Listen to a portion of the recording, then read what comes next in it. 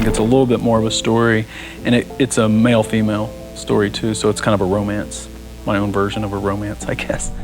In the early 1990s, Richard Linklater came up with an idea to make a film about a chance encounter that leads to romance. After a lengthy casting and preparation period, he found two young, up-and-coming actors, Ethan Hawke and Julie Delpy. Just exactly what I was looking for, two really intelligent young people.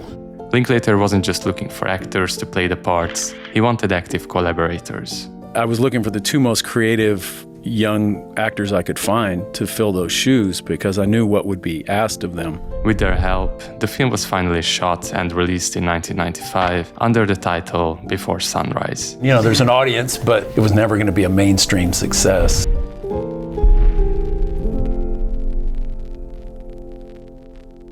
While this indie production didn't become a huge success initially, it was something very close to the heart of the director and the two lead actors. People would ask, like, well, did they see each other again 6 months later? But no one said, are you going to do a sequel? There were three people in the world who maybe wanted a sequel to that, and that was Julie and Ethan and I. 9 years after the first film in 2004, to everyone's surprise, the story of Jesse and Celine continued. I remember we did the first shot of Before Sunset when Jesse and Celine were together.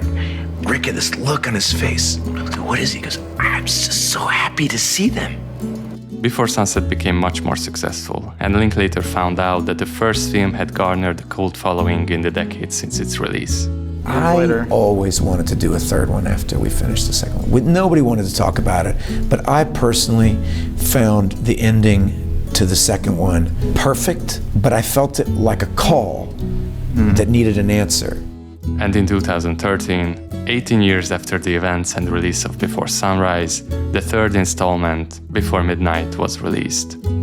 With this trilogy, Linklater not only created a time capsule of the two people on screen, he did it using one of the most basic cinematic tools, dialogue. I've been working on my English recently. You want to talk in English, just for laughs? Yeah, okay. That's a good idea. If you're watching this video, I assume you're like me, someone who enjoys stories and discussions about interesting topics. And isn't that what films are about? Beyond the visuals and performances, they ultimately serve the same purpose, to tell a story. You see all these movies about espionage or, giant events or, towering infernos or whatever it's going to be, but most of us live our life, and our lives feel dramatic. Wait, all this mundane, boring thing everybody has to do every day of their fucking life. It feels like my life is full of drama, but in point of fact, it's not anything that dramatic by movie standards. And there are some films that strip away all the spectacle, focusing only on the most important part of any narrative film: people talking.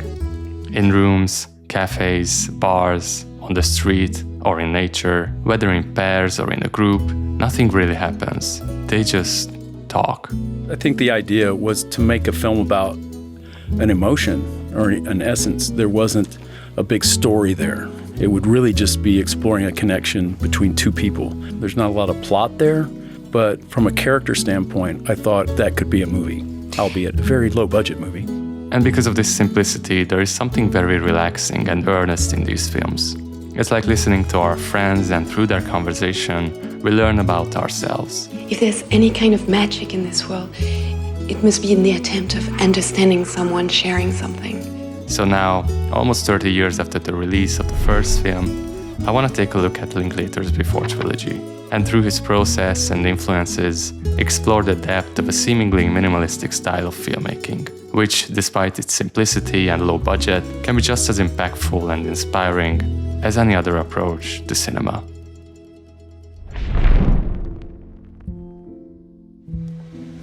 This is the first scene of Before Sunrise. We open on an Austrian couple arguing on a train, just as the young Jesse and Celine meet for the first time. And this, in comparison, is one of the last scenes of the trilogy's closing chapter, Before Midnight. Now older and married, Jesse and Celine fight, just like the couple on the train. A mirror reflecting the inevitable and cyclical nature of relationships and of life itself. Both of these scenes can represent the beginning. Do you have any idea what they were arguing about? And the end.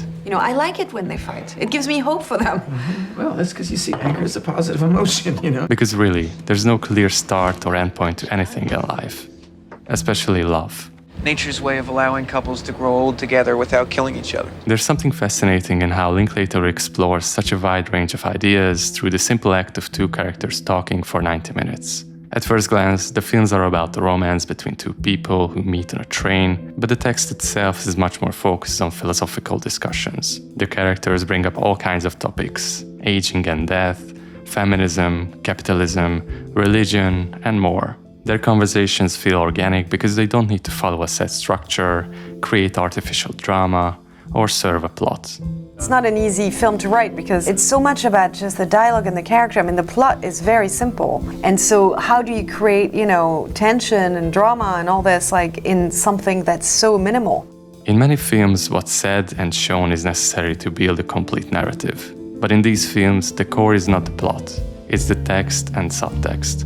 Simply put, instead of using conflict and dramatic tension to create emotion, I'm sorry, I don't know what happened. I had to let it all out. it's the simplicity and relatability that create a response. Most stories, they meet, they kiss, they get in bed, and then the story starts. Here's the obstacles, here's all the wacky stuff that happens to them. I was like, no, I don't want to. I want to make it just about what goes on between two people who are very much infatuated with each other.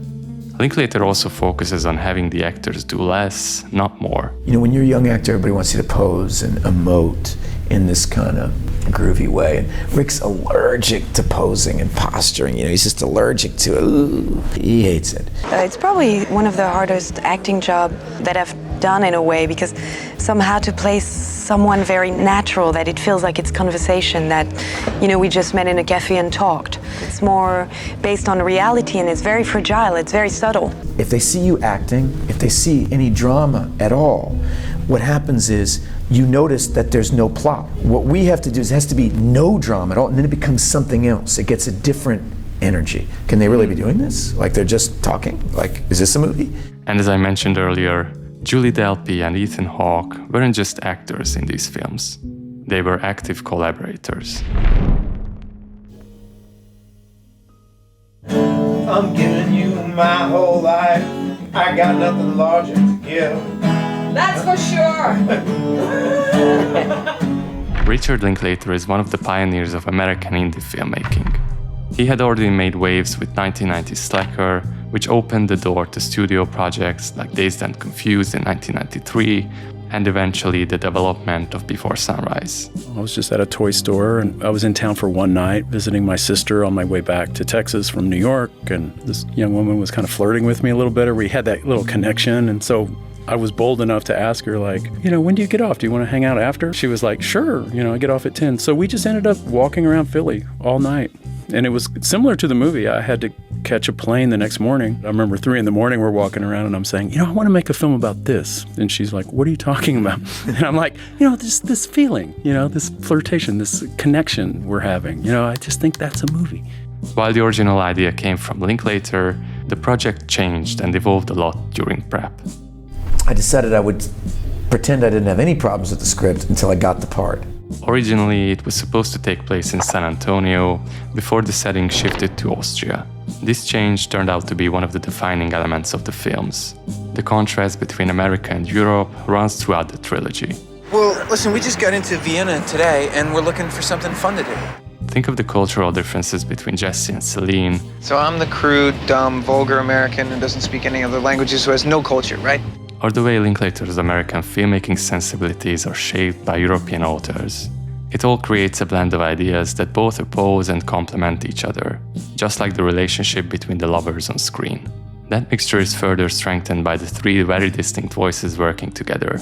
I know you can't just say lines that are written by someone else. The text has to work its way through the person. And so by having Julie and Ethan kind of work with me in rewriting that script and personalizing it and demanding they give a lot of themselves, I thought that would be the only way that film could ultimately work the way I wanted it to. They co-wrote all 3 films, spending weeks in hotel rooms, developing dialogue and rehearsing scenes, shaping something that felt both truthful to the characters and natural to the audience. A lot of the films are actually made in those rooms that no one never sees. That's definitely where the creativity comes alive, is in that room. It's not on the set. And while they weren't credited for the first one, Linklater always made a point of acknowledging how much they contributed.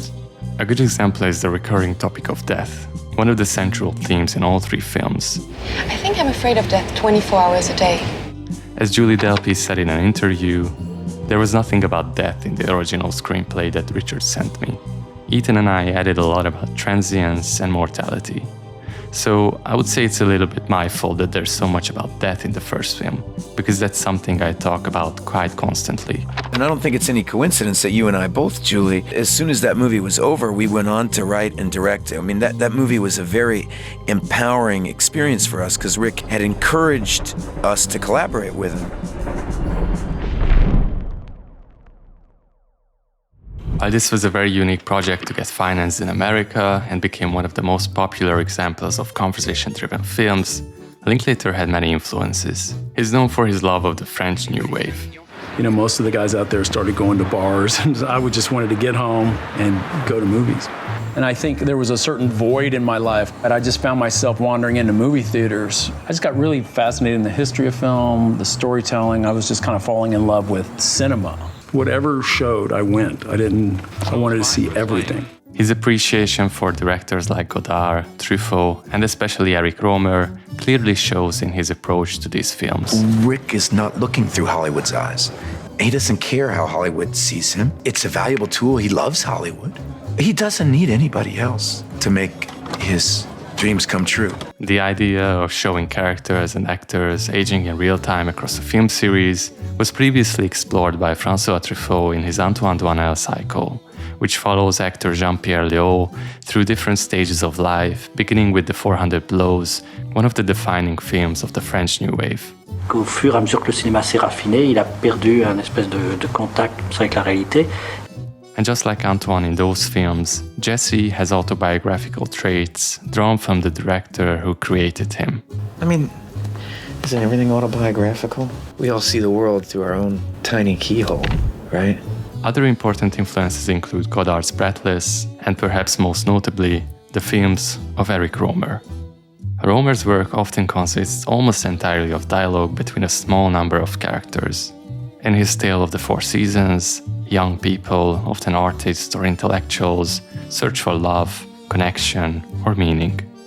The relationship Celine describes in Before Sunset Yeah, I'm in a good relationship though. He's a photojournalist. He does war coverage. resembles the one in Rohmer's A Tale of Springtime, where the main character is in a distant relationship with a man she's not truly in love with. When someone is always around me, I'm like suffocating. Is that why you're in a relationship with somebody who's never around? Despite their simple setups, these films are deeply thought-provoking and, for lack of a better word, calming. The dissection of a long-term relationship in Before Midnight also brings to mind Scenes from a Marriage by Ingmar Bergman, a TV miniseries and play that examines the breakdown of a couple's relationship over many years. And while not an influence, a filmmaker working today who creates similarly structured films is the Korean director Hong Sang-soo. His films are also driven almost entirely by conversation and often explore time, chance, and repetition. In Right Now, Wrong Then, starring Kim Min-hee, a male director meets a woman while traveling for a film screening. They spend the day together until morning, when he returns to Seoul. Then, at the halfway point, the film simply restarts, replaying the day again with different choices and outcomes, without any sci-fi framing or explanation. Hong uses this effect in several of his films, but that's a discussion for another time. This is similar to the idea of the time machine Jesse talks about in the Before films. Jump ahead 10, 20 years. You start to think about all those guys you've met in your life and what might have happened if you picked up with one of them. Well, I'm one of those guys. That's me. That's me. I'm that guy. You know, so think of this as time travel from then to now. I'm a time traveler. The question of what if runs through the entire trilogy. Each film is catch them at a moment where they make a choice. And I think every time we meet them, they're at that moment. The choice to get off the train, the choice to miss the plane. Do we separate? Do we stick together and figure it out? What do we do? Jesse and Celine are constantly reflecting on choices that could have changed everything. What's so cool is that this whole evening, all our time together, shouldn't officially be happening. What if Celine hadn't been afraid to fly and take the plane instead? That's why I'm in a train right now. I could have flown to Paris. but I'm too scared. Or what if her grandmother had just died a few days later and she'd been able to meet Jesse on December 16? I mean, what if your grandmother had lived a week longer, or passed away a week earlier, days even, things might have been different. I believe that. What we see is just one version of their story, one possible path out of countless others. Whether it's fate or simply circumstance, the characters are always making choices that seem small but turn out to be life-altering. Let's get on that boat. Come on. No! No, come on, it'll be fun. You don't have time! Just like in Hong's films, these stories aren't about big plot turns, but about the quiet ripple of ordinary moments. For further analysis, it's important to briefly go through the story of the trilogy itself. Jesse meets Celine for the first time on a train from Budapest. She's on her way home to Paris, while he's getting off in Vienna to catch a flight back to the US. After spending some time talking, he asks her to leave the train with him and spend the day together. They wander the city, sharing stories and gradually forming a connection. The film ends the next morning, when they say goodbye and agree to meet at the same place in 6 months.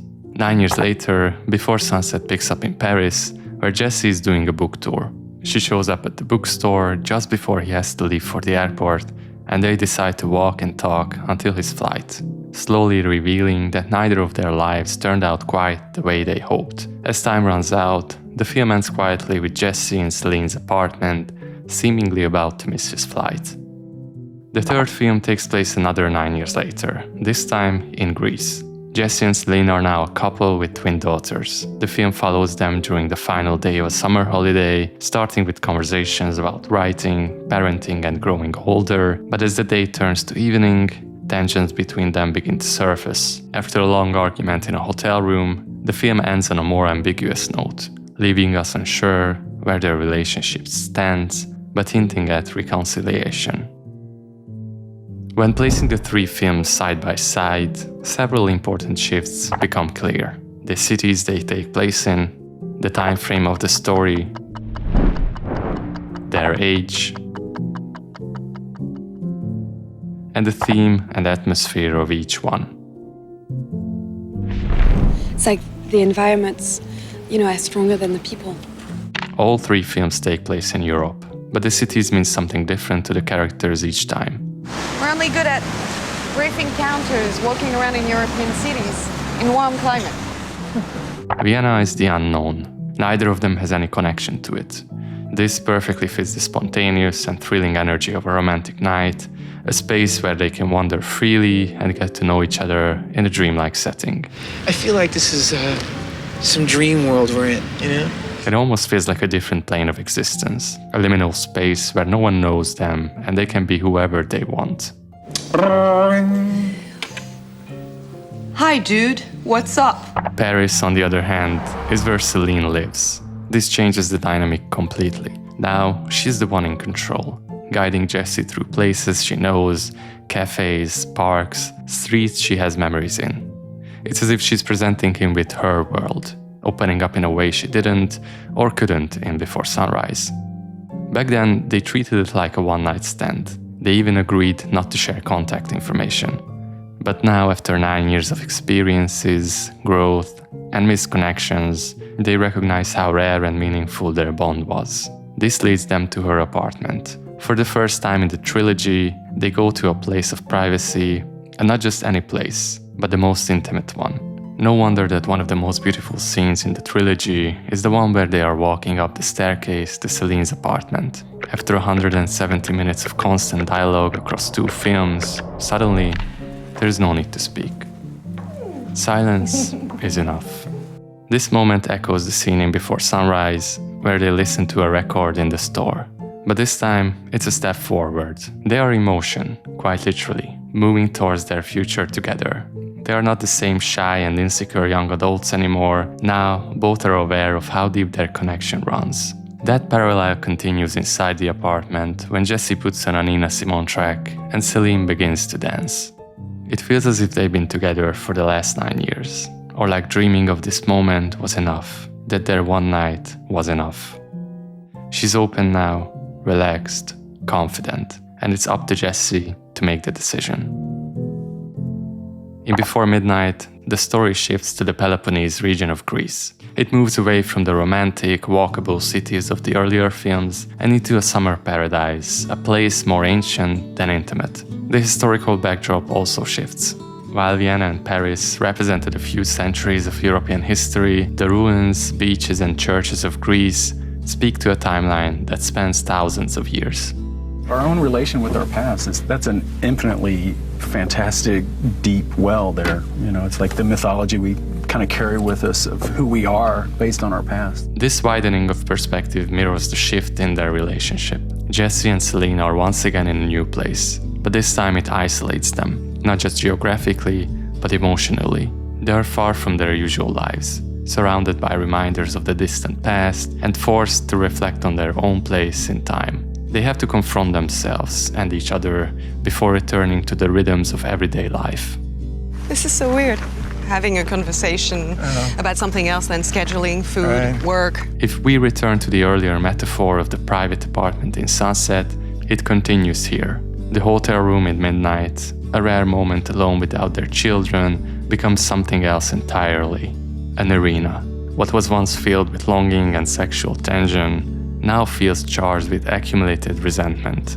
The biggest sign of that shift is how Celine now remembers the story of their romance. It's pretty romantic. Not really. He neglects to mention he was married, had a kid. Details. Could you send them too? People assume it's me, but it's not me at all. In Before Sunset, Celine offered Jesse a cup of tea as a quiet gesture of affection. Here, she makes tea only for herself as a form of self-soothing. And the root of all this tension stems from the ending of Sunset, the decision not to board the plane. You are gonna miss that plane. I know. The moment that felt like the peak of their romantic story now reveals itself as a turning point that reshaped their lives. Jesse's marriage ended, and he's now separated from his son. You know, the actions have reactions, and it seemed the appropriate way to start the third film by looking the consequences of that choice in the eyes. As James McDowell wrote, a painful line in Midnight chimes perfectly with that concern, when Jesse exclaims, I fucked up my whole life because of the way you sing. With that, Sunset's tenderly romantic happy ending is effectively rewritten as an inciting plot beat within an ongoing heart-rending melodrama. It's just people have these romantic projections they put on everything, you know, that's not based in any kind of reality. Before Midnight is about the reality of love. It reflects on the consequences of our choices. No, everyone wants to live in love. It sells, right? Yeah, exactly. Perhaps the night in Vienna wasn't as perfect as they thought then. Maybe the decision to stay in Paris was a mistake. Or is this just what love becomes over time? We grow older, we become familiar, sometimes too familiar with the person besides us. Their habits irritate us. Their presence becomes expected. I put all my romanticism into that one night and I was never able to feel all this again. Reality and love are almost contradictory for me. Love is no longer just an ideal, it's something you have to fight for. But if you want true love, then this is it. This is real life. It's not perfect, but it's real. Across the trilogy, romantic idealism slowly transforms into existential disillusionment. And it's all because of time. Everything is so finite. But don't you think that's what makes our time and specific moments so important? Like happiness, being able to access love at any time can make it feel less valuable. It's time, or more specifically, limited time, that makes it feel impactful and special. In Before Sunrise and Before Midnight, we spend about 12 hours with Jesse and Celine. In Before Sunset, just 80 minutes. 15 more minutes. Do you have a cell phone? And yet, I'd argue that they spend more time together with each film. Even though Sunset is the shortest in terms of runtime, hadn't they already been in each other's minds for 9 years? Wasn't that kind of a continuous relationship a form of longing that never really stopped? In that light, even 80 minutes can feel like another life-changing event. 12 hours to fall in love, 6 months of wandering, 9 years of idealizing a missed connection, and another 9 to confront the reality of that connection. Time is essential to these films in more than just structure. Watching Jesse and Celine grow older, not to mention the actors, reflect on their lives and confront mortality invites us to reflect too. Watching the trilogy at 20 feels very different from watching it at 30 or 40. Remember that letter that you wrote when you were 20 to yourself at 40? Yeah, I remember the first sentence. Dear 40-year-old Jesse, I hope you're not divorced. That's the strength of Linklater's work. Depending on where you are in your life, it can evoke nostalgia, grief, yearning, as it brings up questions about the vast pool of topics. It's not just about romance. The passing of time matters because Jesse and Celine's story is not just theirs, it's ours too. It belongs to anyone who has ever loved, lost, or wondered what might have been. How long people live and how long the Earth has been here, the universe has been here, and then our little part in that. It's a beautiful poetic thing and kind of a haunting thing at the same time. Think about it this way. When does their story end? Does it even need to end? Is it over when they die, when they separate, when they meet someone else? Or is it something that continues, shaped by their children, their memories, and the lives that ripple out around them? In Sunrise, Jesse says he sees himself as a 13-year-old boy. I always think that I'm still this 13-year-old boy. Live my life taking notes for when I'll, really have to do it. While Celine imagines herself as an old woman, dreaming of her youth. We're just characters in that old lady's dream. She's on a deathbed fantasizing about her youth, so of course we had to meet again. They are none of these and all of these at the same time. Moments in time, fleeting memories that may or may not have happened the way we remember them. It's like our time together is just ours. It must be like I'm in your dream and you in mine or something. As Ana Cristina Ribeiro put it, in the Before Trilogy he shows us how we can beat the inexorable ticking of our limited hours by loving. In Sunrise, by loving against time approaching. In Sunset, by loving in spite of lost time. And in Midnight, by loving because of time past. In other words, we can exchange time for eternity. The passing of time with an absorbing timelessness. By being mindful of the future, death, and staying in the present, love. Time isn't just passing, it becomes fluid. Each film echoes scenes and lines from the others, reinforcing the dreamlike quality of the trilogy. And for this fluidity, movement is important. The characters are always in motion, since these are transitional moments in their lives. The walks, the train, the tram, the boats, and the cars all keep them in motion as they explore the cities and each other. Symbols repeat across decades, like the shots of characters' feet, or take the long conversations, sometimes without any editing, that take place in different vehicles. In Before Sunrise, it's on a boat that Jesse and Celine realize this might be their only night together. Years later, it's on another boat in Before Sunset that Jesse confesses he never truly moved on. In the airport, Jesse's destination in the first film, becomes the symbol which changes his fate at the end of the second. But Midnight, like a mirror, flips this and puts the airport scene at the very beginning. Jesse is not the one leaving anymore. He says goodbye to his son to stay with Celine. Midnight is also different because it introduces other generations into the conversation. The group of friends they dine with includes older and younger couples. These other relationships reflect different versions of love. Some remind Jesse and Celine of who they used to be. Others show how much the world has changed. The older people at the table in particular offer a kind of wisdom that Jesse and Celine are still in the process of earning. Like a sunrise or a sunset or anything so ephemeral. It's just like our life. We appear and we disappear. Gone.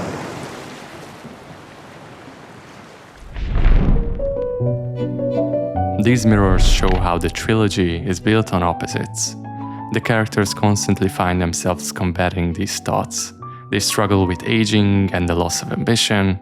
Well, just to maintain a certain level of passion, I mean, it used to come so naturally. Once hungry and motivated. There's so many things I want to do, and I end up doing not much. Now struggling to find inspiration. I'm happy you have time to contemplate the universe and have existential problems, because I don't. I barely have time to think. Aging also comes up repeatedly in terms of physical attractiveness. Do I look any different? If we're meeting for the first time today on a train, would you find me attractive? You look like shit.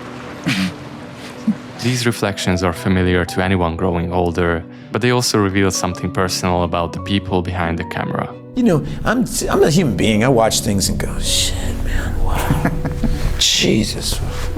Because you do deal with also personal stuff in that. Yeah, it's Celine, but it's also me aging as a woman, or Ethan aging, and all of us aging together. So that part is real. We just have to figure out for those characters what it is. What's fascinating to me is my voice. This is so silly, but it's the thing that's aged the most. I mean, watching Before Sunrise, I sound like a young boy. I am learning bullshit. I mean, that's way condescending. 20 years is a long time. Also, the artistic sensibilities of the characters represent the writers. It's weird because it was actually a small studio release. It was less than half the budget of the film I had made before. So to me, it was a little European art film.